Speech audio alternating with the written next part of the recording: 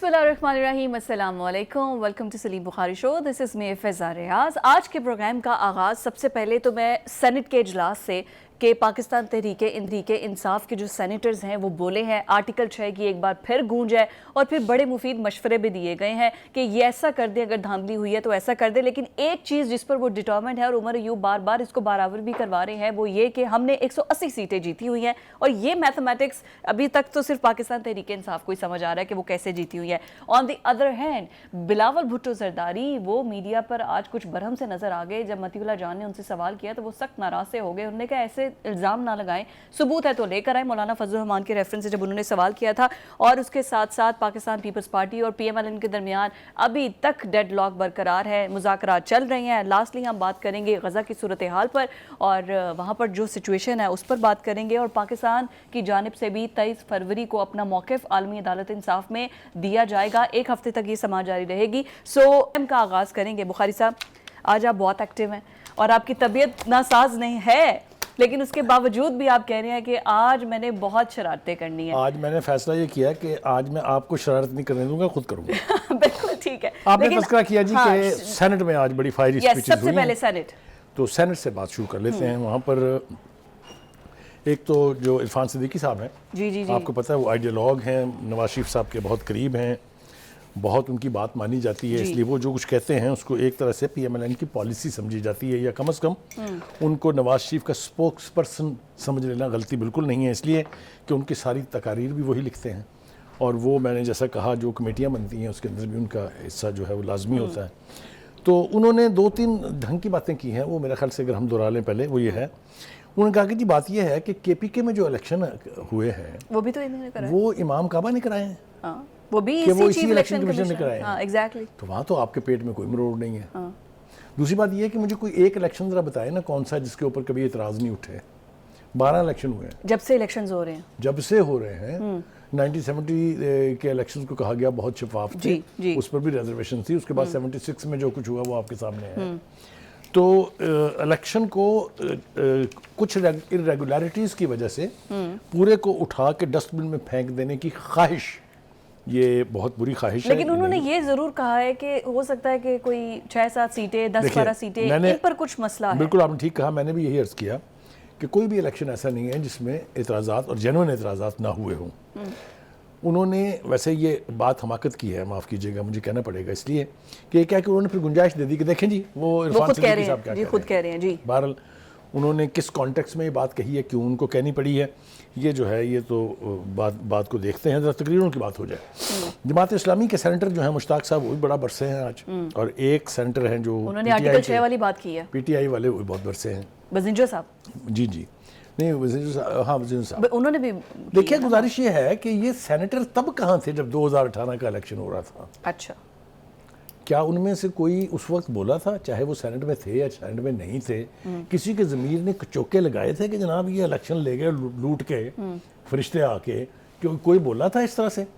सब ने चुप साध ली थी। आप याद रिकॉल करके देखें ना, वो डर था, वो खौफ था, वो क्या था, इसको एक तरफ रखिए, लेकिन किसी ने आवाज़ नहीं उठाई थी। एतराज़ात किए गए इंतहाई खुशकुन अंदाज से, किसी ने कहा RTS बैठ गया, किसी ने कुछ कहा, शोरो गौगा हुआ, लेकिन ये तूफान बदतमीज़ी नहीं उठा था। फेयर इनफ, ठीक है जी, हुआ ऐसा। आगे अब तीसरी एक तकरीर जिसका जिक्र करना बहुत ज़रूरी है वो है मुशाहिद हुसैन साहब। जी बिल्कुल। मुशाहिद हुसैन साहब के हवाले से एक तो बड़ी मेरी न्याज़मंदी है उनके साथ। वो पहले मेरे असिस्टेंट बने अखबार में और फिर मेरे एडिटर बने, दोनों ही ताल्लुकात से हमारी बड़ी अंडरस्टैंडिंग और बहुत वो है। लेकिन वो कहते हैं ना कि बात अगर गलत हो तो किसी की भी दाद सिर्फ इस वजह से नहीं देनी चाहिए कि आपके ताल्लुकात उनसे अच्छे हैं। हज़रत साहब ने फरमाया है ये कि इमरान खान साहब को रिहा कर दिया जाए। जी बिल्कुल कहा है। क्यों जी? हु आर यू टू से इट? क्या इसका मतलब ये है कि 9 मई का सारा ड्रामा जो है वो स्टेज मैनेज था, उसमें कोई हकीकत नहीं थी, वो केसेस सारे गलत है कि उसको रिहा कर दे? मुझे ये चीज़ें मैं कहना नहीं चाहता था, लेकिन मुझे कहना पड़ेंगी कि आपको याद है कि हज़रत साहब काफ लीग में चले गए थे, अभी भी कोई इरादे उनके PTI अच्छा, फिर उसके बाद जब नून लीग की हुकूमत बनते देखी तो नून लीग में आ गए। अब वो चूंकि देख रहे हैं या उनको लग रहा है ऐसा कि शायद PTI की हुकूमत बननी होगी, तो उसके लिए अगर ये बयान दिए हैं तो मैं उनकी मजबूरी समझ लेता हूँ। अच्छा, लेकिन ये याद रखिए कि वो ज़मीर के कैदी नहीं है, वो सियासी कैदी नहीं है, इज़ ए क्रिमिनल प्रिजनर। उनके खिलाफ फौजदारी के मुकदमात में ये फैसले हुए हैं। अच्छा, 9 मई तो बिल्कुल अलग है। हाँ, 9 मई को तो अभी आप छोड़ दें, जो बाकी मुकदमे ट्रायल चले ना, 8-8 साल तो फैसले नहीं हुए। उसके बाद अगर अब सजाएं हो रही हैं तो बर्दाश्त करनी चाहिए, इसलिए कि आपने दूसरों के साथ क्या किया था। आपके खिलाफ तो केसेस सब्सटेंशिएटेड है ना, सबूत हैं। आपने तो बगैर सबूतों के लोगों को जेलों में भेजा। दो आते हैं आगे से जवाब। एक ये कि फुल कोर्ट ये ओपन ट्रायल नहीं था, इस वजह से जो है वो रिजर्वेशंस हैं इमरान खान को जो सजाएं मिली हैं। और दूसरा ये कि वो तमाम लोग जो कि प्रेस कॉन्फ्रेंस करके छोड़ गए साथ पीटीआई का और आईपीपी में चले गए या सियासत से बॉयकॉट कर दिया, उन पर केसेस खत्म। देखिए, ये भी एक मिथ है, इसको तोड़ना बहुत ज़रूरी है। एक तरफ तो आपके महात्मा खान साहब बाल्टी सर पर लिए बगैर घर से नहीं निकलते, और आप सारी दुनिया में ढिढोरा पीटते हैं कि जनाब ये तो इनके ऊपर हमला होने वाला है, ये तो कत्ल कर दिए जाएंगे, प्लान बन गए, मंसूबे बन गए हैं। दूसरी तरफ आप कह रहे हैं कि ट्रायल जो है वो जुमा बाजार में होना चाहिए। ये कहाँ होता है जनाब? जरा रिकॉल करें ना, ट्रायल जो हुए थे दूसरी पार्टियों के, चाहे वो नवाज शरीफ के हुए थे, शहबाज शरीफ थे, आसिफ अली जरदारी हाँ थे, जी। उनकी बहन तालपुर थी जी। तो तब तो आपको ये सब कुछ नहीं सूझा था। अब आप अचानक कह रहे हैं, इसका मतलब ये है कि उनको बस he should be allowed to go scot free. और मगर ये बात फिर यहाँ ना खत्म हो, जितनों के खिलाफ केसेस है सबको छोड़ दें, अदालतों के ऊपर से प्रेशर भी खत्म होगा। अच्छा। अदालतें भी थोड़ी सी सांस लेंगी, रिलीफ लेंगी ना, इंडिपेंडेंसी चल रही है, सब खत्म। मतलब अगर आपने एक क्रिमिनल को छोड़ना है तो फिर बाकियों का क्या कसूर? वो किसी बुरी माँ के बेटे हैं, आप उन सबको छोड़ें। अच्छा, अलाउ मी टू से जो उनके बयानात हैं वो बड़े इंपॉर्टेंट हैं। जो बानी पीटीआई कह रहे हैं, मदर ऑफ यूटर्न उन्होंने कहा है, मदर ऑफ ऑल रिगिंग कहा है, मदर ऑफ ऑल सिलेक्शन कहा है, प्री पोल रिगिंग, और उसी को वो डिस्क्राइब करते रहे हैं। बूटों की पॉलिश कर रहे हैं और फिर उसके साथ साथ वो कह रहे हैं कि मुझे 32 साल की सजा एक सोची समझी रिगिंग थी। इस तरह के स्टेटमेंट्स उन्होंने। लो जी, अब आपने फिर मेरी दुखती रग छेड़ दी है। एक ऐसा शख्स जो यू टर्न लेने को अजीम लीडरों की पहचान बताता हो, उनका बयान तो था, वो दूसरों को अब यू टर्न का ताना दे रहा है। वल्लाह क्या बात है उनकी। दूसरी बात ये है कि ये जो उन्होंने कहा ना कि जी आप ये रिगिंग बंद कर दें, ये केसेस बंद कर दें, आपने क्या किया था जब आप प्राइम मिनिस्टर थे? आपने नैप को किस तरह इस्तेमाल किया? आप नारे लगाते थे चौक में खड़े होकर, मैं किसी को छोड़ूंगा नहीं, कोई बाहर नहीं रहेगा, मैं जेल में भर दूंगा। याद है ना? आपको भी याद होना चाहिए। ठीक है, अच्छा जी, एक तो ये हो गया। दूसरी बात जो है मदर ऑफ यू टर्न्स, और तीसरी बात जो है कि जी वो बूट चाट रहे हैं। हाँ। बूट चाटने की हमारी पाकिस्तान की सियासी तारीख में जो मिसाल महात्मा खान ने कायम की है, किसी के बाप की मजाल नहीं कि उसके बराबर कर दे। 4 साल हुकूमत करने के बाद वो आके अवाम को कहते हैं मैं तो लाचार था, मैं कुछ नहीं कर, सारा मुल्क तो चला रहे थे बाजवा साहब और फैज हमीद, तो आप छनकना बजा रहे थे वहां, आप क्या कर रहे थे? बाहर आ जाते ना। तो ये मुझे अजीबोगरीब बात लगती है कि दूसरों को आप बूट चाटने का कह रहे हैं, आप 4 साल तक चाटते रहे, उसका कोई जिक्र ही नहीं है। मैं एक बात कन्विक्शन से कह रहा हूं कि पाकिस्तान की सियासत में फौज को घसीट के लाके जितना जलील इमरान खान ने कराया है पाकिस्तान की तारीख में, कह तो रहे हैं मैंने तो उनके खिलाफ मीर सादिक, मीर जाफर वाले नारे तक लगा दिए हैं, XYZ तक कर दिया है। आप देखें, आप कॉन्टेक्स्ट जरूर साथ में बताएं। ये आपने तब उनको कहा था मीर जाफर और मीर सादिक, जब आपने कहा था कि मेरे खिलाफ अमेरिका के साथ मिलकर साजिश हो गई है। यस। अब आप अमेरिका को अलग ही गेंद ला रहे हैं कि आई डोंट मीन यू, और फौज से आप बात करने के लिए तैयार हैं, हाथ बांध के खड़े हैं, कहते हैं मैं थक गया हूं इंतजार कर करके। Which part of your statement should I trust? लेकिन बुखारी साहब, अगर उन्हें सीट्स मिली हैं सिस्टम में, आपको नहीं लगता कि उन्हें पूरी स्पेस मिलनी चाहिए? अवाम की चॉइस है ना। देखिए, कोई जी शऊर शख्स इलेक्टोरल प्रोसेस के नतीजे में कामयाब होने वाले शख्स के साथ 2 नंबरी नहीं कर सकता, नहीं करनी चाहिए, नहीं होने देनी चाहिए। अगर उनको वोट पड़ा है तो उनको वो सीटें मिलनी चाहिए। Absolutely. लेकिन इसका ये मतलब नहीं है कि आप हवा में फायर छोड़ दें। 180 सीटें हमारी हैं। हाँ।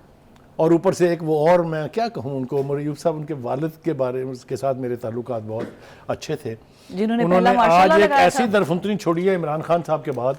खान साहब ये फरमाते थे कि अल्लाह ताला मेरी माज़अल्लाह तरबियत ऐसे कर रहा है जैसे उसने रसूलों और पैगम्बरों की। याद है कि नहीं याद है? यार उनको तो छोड़िए, चलिए एक शख्स जो है वो अपनी अकल से आरी हो सकता है, लेकिन ये इन्होंने क्या किया? इन्होंने कहा जी वो पोलिंग वाले दिन अल्लाह ताला ने फरिश्तों को हुक्म दिया हाँ, फरिश्तों को उन्होंने वोटरों के दिल में डाल दिया और 3 करोड़ वोट मिल गए।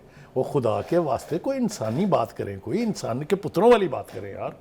ये किधर से आपने घड़ लिया ये कि अल्लाह मियाँ इतना फारिग है कि उसने सिर्फ आपको इलेक्शन जितवाना है। ऑडियो याद है आपको, थोड़ा मजहबी टच दें तो ये मैंने कहा ना कि मैं बोलूंगा तो फिर बात बहुत दूर तक जाएगी। हाँ। इसलिए मैं अभी तो इस बात को इस हद तक पर रखता बुखारी हूं। साहब, रिलीजियस कार्ड हमारी सोसाइटी का एक बहुत ही अहम फैक्टर है, कि इम्पैक्ट है। रिलीजियस कार्ड है, आप इसको डिनाई ये नहीं कर आप सकते। बिल्कुल ठीक कह रही हैं। इस मुल्क में निज़ाम मुस्तफ़ा के नाम पर सियासत की गई, ठीक हाँ है, जी, आपको मालूम है। इस मदीना की मुल्क रियासत में पे, नामूस रियासत खिलाफत के पे, हवाले हाँ। से की गई। आपको याद है ये कैंपेन नवाज शरीफ के खिलाफ भी चली, जब वो इल्ज़ाम था कि उन्होंने वो एक कॉलम ख़त्म कर दिया है कादियाना वाला, याद है ना? जी जी जी बिल्कुल। और आपको पता है नामूस रसलत की क्या चली जो है थी, किसके हाँ, खिलाफ बिल्कुल, चली थी, ये भी याद है बिल्कुल। आपको? तो कहने का TLP ने मतलब पूरा ये है कि एहतजाज किया इस्लाम था। से ज़्यादा हमें प्यारा कुछ नहीं हो सकता। कोई सिस्टम इस्लाम के बराबर नहीं है। Islam is supreme. कोई इसके बारे में छोटी बात करने का मुर्तकब भी नहीं हो सकता। Fair enough. लेकिन don't use it for your political gains. Everybody is using, हर जमात यूज ठीक करती है, है। तो फिर मुझे आप ये बताइए कि हमारे मुआशरे में अगर ये तकसीम होगी, हमारे मुआशरे में अगर ये इल्लतें होंगी, तो कौन सी डेमोक्रेसी होगी, कौन सा निज़ाम मुस्तफ़ा आएगा, कौन सा इस्लामिक सिस्टम आएगा, कहाँ से रियासत मदीना बनेगी? लेकिन अब देखें बुखारी साहब, मैंने पहले बात की कि सिस्टम में स्पेस के लिए पब्लिक चॉइस है। अगर पब्लिक ने चूज किया है दे वांट खान, तो फिर इस पूरे सिस्टम के अंदर उनकी स्पेस तो बननी चाहिए ना। अभी स्पेस, मुझे आपकी इस बात पर कतई कोई इतराज़ नहीं है, लेकिन ये कहाँ लिखा है कि जब भी इलेक्शन होंगे पब्लिक सिर्फ इमरान खान को चाहती है और किसी को नहीं चाहती? ये कहाँ लिखा है? इलेक्शन के आप मुझे रिजल्ट बताइए, बताएंगे। इलेक्शन के रिजल्ट पंजाब में क्या हुआ बताएं मुझे, किधर है खान साहब? इतनी सीटें नहीं, वो यही तो कह रहे हैं रिगिंग हुई है, यही तो कह रहे हैं जहां आप हार, मैंने कहा ना, उसने ठीक कहा ना, वो इरफान सिद्दीकी ने ठीक कहा ना कि केपीके में तो इमाम काबा साहब बैठे थे इलेक्शन कराने के लिए, बाकी जगह धांधली हो गई, इसलिए कि वहां आप सबसे ज्यादा सीटें जीते हैं। पंजाब में आपको 100+ सीटें मिल गई हैं, आप कहते हैं धांधली हो गई है। ये तो इस तरह तो इसका मतलब सिर्फ ये है ना, ऑन को अगर इतने वोट मिल गए, ऑन चौधरी की एग्जांपल है, ये लूप होल है ना सर, माने इसको तो। मैंने कहीं ये नहीं कहा कि ये इलेक्शन नीट एंड क्लीन है कंप्लीटली, मैंने कहा कहीं ये नहीं, बिल्कुल नहीं। जहां इस तरह के फोपास हुए हैं, हाँ। उसकी सजा तो भुगतनी पड़ेगी। हाँ। लेकिन आप चैलेंज कर सकते हैं इलेक्शन के रिजल्ट Exactly. को। अगर आप आर्टिकल 6 के मुतालबे करवे में बैठेंगे ना, हाँ जी। एक दफा एक साहब नाम लेना चाहिए, नवाज शरीफ साहब ने जुर्रत की थी ना जनाब परवेज मुशर्रफ साहब के खिलाफ लगाने की, क्या हुआ फिर? तो ये आर्टिकल 6 जो है ये मजाक नहीं है, ये इसकी बात भी बहुत सोच समझ के करनी चाहिए। हाँ। नहीं तो जिसने, मैं फिर वही मैंने कहा ना कि बात आगे चली जाएगी। और किस किस पे नहीं लगना चाहिए? अच्छा, मैं नाम नहीं लूंगी, मिस्टर एक्स मिस्टर वाई आप कहते हैं, मैं लेता हूं। जब सुप्रीम कोर्ट के जजेस की तस्वीरों को आलमी सतह के ऊपर जूतियां पड़ेंगी, जब पाकिस्तान के झंडे जलाए जाएंगे, जब पाकिस्तान का ग्रीन पासपोर्ट, उनके ऊपर नहीं लगना चाहिए article 6? And you know who they were all PTI supporters, social media. उससे पहले 9 मई के वाक़े को हम जिस तरह कंडेम कर रहे हैं, 9 मई वाक़े को, लेकिन मुझे अभी भी एतराज़ है कि वो तमाम लोग जिनके प्रूफ थे, सब कुछ था, लेकिन उन्होंने प्रेस कॉन्फ्रेंस की और 9 मई से निकल गए। इस बात का मुझे अभी भी दुख है और गम है। लेकिन मैं आपसे इसी पर डिस्कशन का आगाज करूंगी। ब्रेक पर मुझे जाना है। ब्रेक के बाद पीपल्स पार्टी और नून लीग, आखिर ये डेडलॉक कब खत्म होगा? पहले हम डिस्कस कर रहे थे कि हुकूमत साजी, आखिर ऐसा क्या मसला बना हुआ है कि इलेक्शंस गुजरे इतने दिन हो चुके हैं, लेकिन अभी तक पता ही नहीं चल रहा हुकूमत साजी के लिए। ना तो पीटीआई रेडी है और ना ही यहाँ पर पीएमएल और पीपल्स पार्टी रेडी नजर आ रही है। बिलावल भुट्टो के जो मीडिया टॉक है और वो बरहम नजर आए हैं। बुखारी साहब, मैं उस पर आऊंगी, लेकिन उससे पहले मुर्तज़ा सोलंकी साहब का जो स्टेटमेंट है कि आइन में इसका भी हल मौजूद है अगर ये 21 रोज़ के अंदर कोई जो है वो हुकूमत साजी के लिहाज से कोई मसला हल नहीं होता है। पहले तो ये बता दें, ये आखिर हमारी ऑडियंस के लिए, इवन फॉर मी, क्या हल क्या है, आइन क्या कहता है? अगर मैं तफसील से इन तीनों सवालों का जवाब देने बैठूं तो पूरा एक और प्रोग्राम चाहिए, बट मैं कोशिश करता हूं इसको सम अप करने की। देखिए, जो तो मुर्तज़ा सोलंकी साहब कह रहे हैं वो एक आइनी रास्ता है। मिसाल के तौर पर गिवन टाइम में हुकूमत नहीं बन सकती। Fair enough, yes. हमारे पास 2002 के इलेक्शन की मिसाल है, जहां पर 2 हफ्तों की बजाय 6 हफ्ते लग गए थे, लेकिन हुकूमत फॉर्म हुई थी। मीनिंग देयर बाई कि जो टेन्योर है इंटरिम गवर्नमेंट का वो थोड़ा एक्सटेंड हो जाएगा। Fair enough, this is constitutional provision. ये इंटरिम गवर्नमेंट कितनी लकी है, कितना टाइम इसका आगे या वन रीजन आफ्टर अनदर, तो वो ऑलमोस्ट 16 महीने मैं कह रहा हूँ जी कमाल तगड़े लेकर आए हैं। एनीवे, तो वो जो कह रहे हैं वो बात ठीक है। Fair enough. और इसी बात की एक्सप्लेनेशन जो है वो हमें पीपल्स पार्टी की तरफ से भी मिलती है और नून लीग की तरफ से भी मिलती है। कैसे? जो कायरा साहब हैं, you know, he has been information minister, federal information minister for long time. तो उन्होंने कहा कि देखिए, वेरी वेल स्पोकन। हाँ, ये ऑलवेज इज वेरी आर्टिकुलेट, और वो उन्होंने कहा 29 फरवरी तक वक्त है। यस। हैव पेशेंस, इसमें बहुत सारी कॉम्प्लिकेशंस होती हैं, बहुत सारी चीज़ें होती हैं जिनका तय होना बाकी होता है, तो इट टेक्स टाइम। लेकिन सबसे खूबसूरत बात जो है वो फिर उन्होंने की है, इरफान सिद्दीकी साहब ने गालिब, उन्होंने कहा है कि ये आमलेट बन रहा है क्या? It's not a piece of cake. It's not a piece of cake, it's not omelette. Yeah. मतलब कि आपने अंडा डाला ऊपर से और फौरन तल बन दिया गया। उसको। हाँ। तो दोनों बातों में ये जवाब मौजूद है कि भाई टाइम लगता है, ख़ास तौर से जब इतना कैटेगोरिक मैंडेट ना हो किसी के पास, आप मखलूत हुकूमत बनाने जा रहे हैं, तो फिर तो और भी ज़्यादा दिक्कतें होती हैं। लेकिन बुखारी साहब, टाइम लगता है, लेकिन अभी तक जो अपीयरेंस ये दोनों पार्टीज मीडिया में दे रही हैं, अंदर क्या चल रहा है दैट इज अ सेपरेट मैं गेम। आपको बताऊं उसकी मीडिया अपीयरेंस में ये लोग कंफ्यूज्ड हैं। उसकी बुनियादी वजह ये है कि दोनों में से कोई भी इस पोजीशन में नहीं है कि अकेला हुकूमत बना ले। ठीक है, अगर आप इस एतबार से देखेंगी तो इन सबसे ज़्यादा सीटें तो फिर आज़ाद इंडिपेंडेंस है। इंडिपेंडेंस नहीं, अब उनको कहना इंडिपेंडेंस जो है वो गलत है।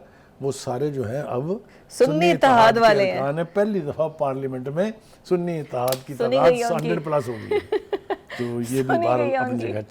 तो हैविंग सेड दैट, ये इस पे टाइम लगता है, हमेशा टाइम लगता है। इसी बात पे आज वो थोड़े से हमें बर्फ दिखाई दिए बिलावल भुट्टो जरदारी साहब। मतीउल्लाह जान ने उनसे सवाल ऐसा किया ना जिस पर वो बरहम नजर आया, हाँ, बड़ा उन्होंने ये हार्शली कहा- उन्होंने जवाब दिया। उन्होंने ये कहा, उन्होंने ये पूछा, और मेरे ख्याल से नहीं पूछना चाहिए। एक बहुत बड़ी पार्टी के लीडर को आप इस तरह मजाक नहीं उड़ा सकते कि जी आपकी तो कोई डील हो गई है एस्टेब्लिशमेंट के साथ। तो उन्होंने वही बात दोहराई जो चीफ जस्टिस ने कही थी कि भाई आपने फरमा तो दिया, आपके पास कोई सब्सटेंशिएट करने के लिए सबूत है इसका? कोई आपके पास जवाब, कोई वीडियो, कोई आपने देख ली हो मेरी डील होते हुए, तो आप इस तरह के सवाल, मेरे ख्याल से बिल्कुल ठीक स्नब किया उन्होंने। गॉसिप्स है ना ये, कानों की बातें हैं गॉसिप दूसरे को की। अगर आप रियलिटी में बिलीव करना शुरू कर दें और फिर सवाल जवाब की बुछाड़ कर दें, तो फिर इसी तरह के एम्बैरेसिंग मोमेंट्स जो हैं वो आपको उसके लिए तैयार रहना चाहिए।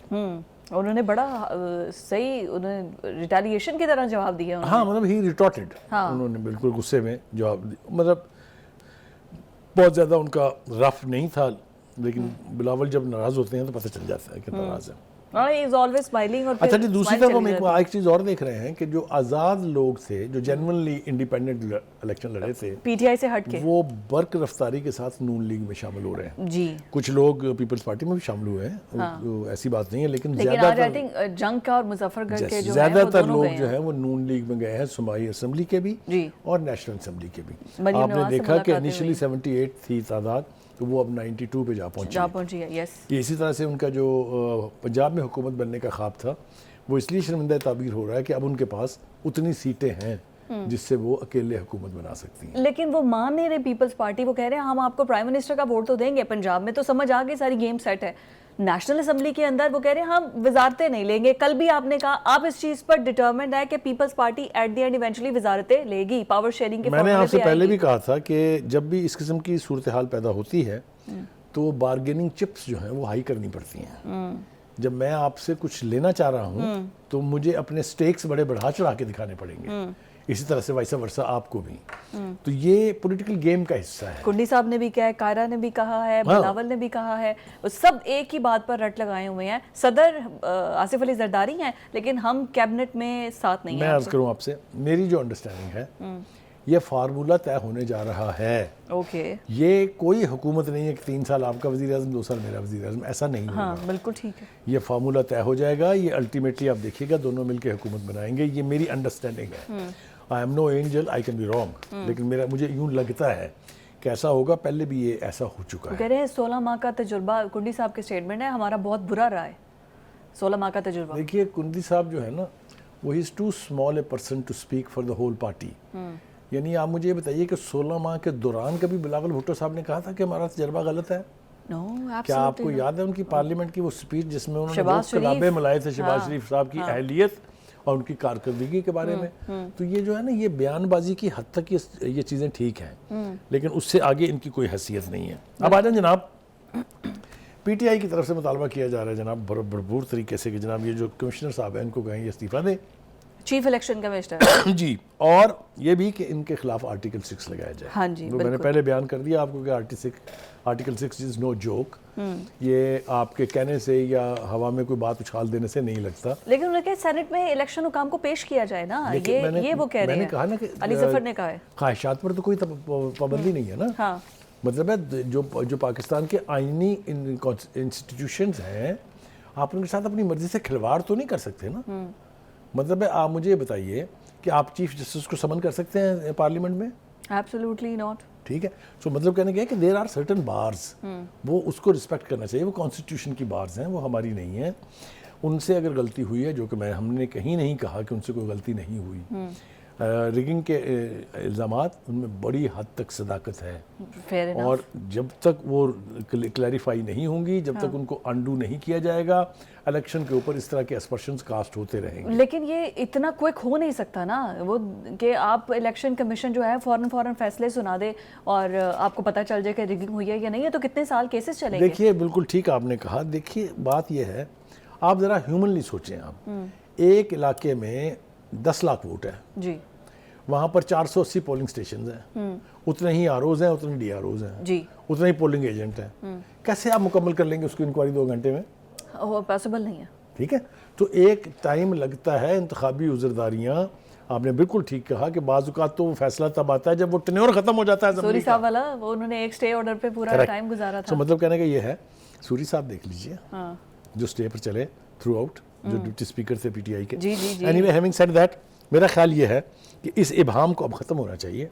लेकिन उधर से आप देखिए, उमर अयूब के भी अगर स्टेटमेंट देखें आप, वो प्राइम मिनिस्टर के तौर पर हैं, लेकिन अभी भी वो अपनी पार्टी और वो सिर्फ इस बात पर हैं कि हमारे साथ रिगिंग हुई है और उसका फैसला आया जाए, लेकिन किसी और पार्टी से बात करने के लिए कि आपस में सीट एडजस्टमेंट हो, क्योंकि ये सुन्नी तहरीक और MWM से मिलकर तो उनकी कुर्सियाँ पूरी नहीं हो रही ना। देखे ना, जो मुशाहिद हुसैन ने कहा था कि अगर TTP से बात हो सकती है, तो पाकिस्तान की दूसरी पॉलिटिकल पार्टी से क्यों नहीं बात हो सकती है? और हम क्यों ये नहीं कह रहे कि कौन बात नहीं करना चाहता?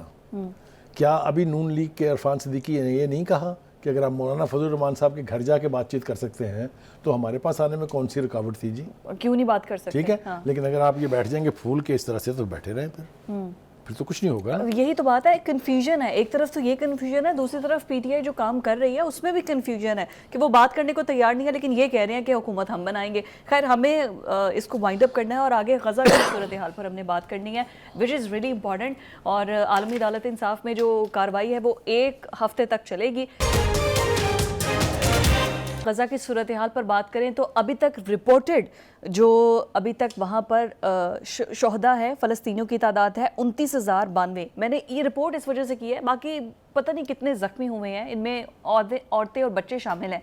लेकिन आगे से जवाब के तौर पे जब ये आलमी अदालत इंसाफ में फैक्ट्स एंड फिगर्स पेश किए जा रहे हैं, मैं हैरान हूँ और मैं ऐसे अकल दंग रह गई है कि इजरायली वज़ीर आज़म क्या कह रहे हैं कि ये गैर कानूनी है। हम तो दिफा कर रहे हैं, हमारे दिफा के हक पे जो केस बनाया जा रहा है आलमी अदालत इंसाफ में, ये गैर कानूनी है। सर, ये किस किस्म का बेहुदा मजाक है उनकी जानिब से? देखिए, मेरे ख्याल से वो दिमागी तौर पे डीरेंज हो गए हैं।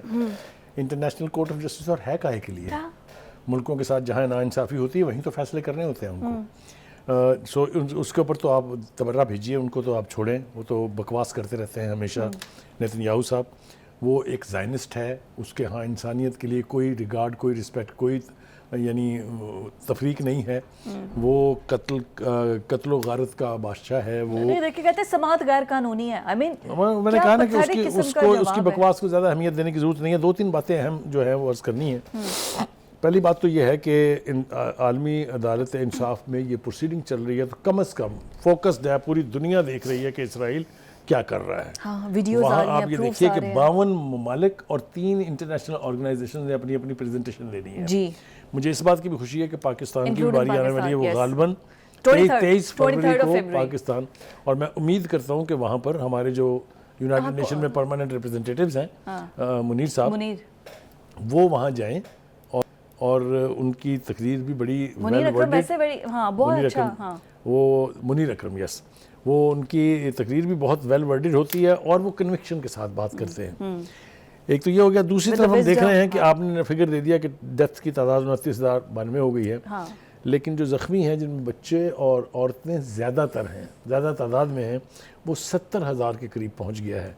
It is both genocide and apartheid.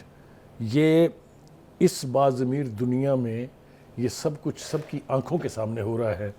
मैंने कल भी रोना रोया था, मैं आज फिर रोना रोता हूँ कि हमारी इस्लामिक लीडरशिप जो है उसके जो प्लेटफॉर्म है वहाँ पर कोई आवाज़ नहीं उठ रही है। रूटीन की रेजोल्यूशंस पास करके अपने अपने घरों को जा बैठते हैं। हम तवक्को करते हैं, हम ये तवक्को तो उनसे नहीं लगा रहे हैं कि वो जाके प्रैक्टिकली फ़लस्तीनियों के साथ लड़ें, मगर खुदा के वास्ते उनकी खुराक, उनके कपड़ों, उनके खैमों का इंतज़ाम तो कर दीजिए। बिल्कुल, वो तो जिस रास्ते से जानी है वो भी मुस्लिम मुल्क है। इजिप्ट पर प्रेशर डालिए खुदा के वास्ते कि वो इंसानी जज्बों के तहत कम से कम वहाँ खुराक और खैमे तो जाने दें। साफ पानी नहीं आपने है देखा होगा, वीडियोस हमारी नज़रों के सामने हैं कि बारिश हो रही है, सर्दी बेपनाह है, और वो बगैर खैमों के पानी वाली सड़कों की साइडों के ऊपर सो रहे हैं। दिल बहुत दुखता है, गुस्सा भी बहुत आता है, लेकिन ये मजबूरी हमारी ये है कि हम ये सब कुछ बर्दाश्त करने पर इसलिए मजबूर हैं कि हमारी लीडरशिप जो है पूरी अम्मा की मुस्लिम उम्मा, मैं तो अब दोबारा अम्मा उनकी पता नहीं कहाँ है, बेहोशी की नींद सो रही है। उसको कोई वो नहीं है। मैं आपको एक मिसाल दूं, एक छोटा सा मुल्क है यमन, और उसमें मुट्ठी भर लोग हैं हौजीज। उन्होंने 3 सुपर पावर्स के नाक में दम करके रखा हुआ है। तो अगर आप करने पर आ जाएं तो तादाद छोटी, मुसलमानों की रवायत आप देख लेना कि 313 बंदों ने 20,000 की फौज आगे लगा दी थी। याद है आपको? बिल्कुल बिल्कुल। तो ये जज्बे लड़ते हैं, वर्बली लड़ते हैं, इसलिए तादाद का नहीं है। ये मेरे लिए इससे बड़ी कोई मिसाल नहीं है कि उनको मालूम है कि हमें इसकी सज़ा दी जाएगी, उनको मालूम है कि हमारे ऊपर हमले हो रहे हैं, हमारे लोग मर रहे हैं, लेकिन उन्होंने कहा कि जब तक हम बैठे हैं यहाँ से जहाज इजराइल नहीं जाने देंगे। बिल्कुल, वो बहुत ही तो इनको डिटरमिन्ड है। ईरान की तरफ से आप मेरे साथ शामिल हो जाइए, इनको हम सलाम पेश करते हैं हौजियों को, जिन्होंने फ़लस्तीनियों की कॉज के लिए प्रैक्टिकल जंग का आगाज़ किया है। ये उनकी हैसियत के एतबार से, उनके रिसोर्सेज और वसाइल के एतबार से बाकायदा जंग है। हाँ बिल्कुल। तो ये सब कुछ भी अपनी जगह है। अच्छे ज़बान से ज़्यादा वो एटलीस्ट प्रैक्टिकली साथ तो दे रहे हैं ना। लेकिन मुझे एक बात का बुखारी साहब आप जवाब दे दें कि किबला अव्वल पहला ये सिर्फ फ़लस्तीनियों का है। देखें, यही तो सबसे बड़ी बीमारी की बात है कि हमने गज़ा को फ़लस्तीनियों का समझ के उनके रहमो करम पर छोड़ दिया है, और इसराइल के रहमो करम पर छोड़ दिया है। हम ये बात कितनी आसानी से दरगुजर कर जाते हैं कि पाकिस्तान का पहला किबला अव्वल, जो पाकिस्तान का नहीं मुसलमानों का पहला किबला अव्वल जो है वो जेरूसलम में है। वो हमेशा से फ़लस्तीनियों का था। 1967 की जंग के नतीजे में उस पर कब्जा कर लिया गया। कितना गैरत यार ये मुसलमान मुल्कों की, जिनके पास वसाइल इतने हैं, जिनके पास ऐसी ऐसी आर्मीज़ हैं, ऐसे ऐसे असलाज हैं, क्या कर रहे हैं वो? एक पागल आदमी, एक one mad man called Netanyahu, उसने अमेरिका को भी आगे लगाया हुआ है।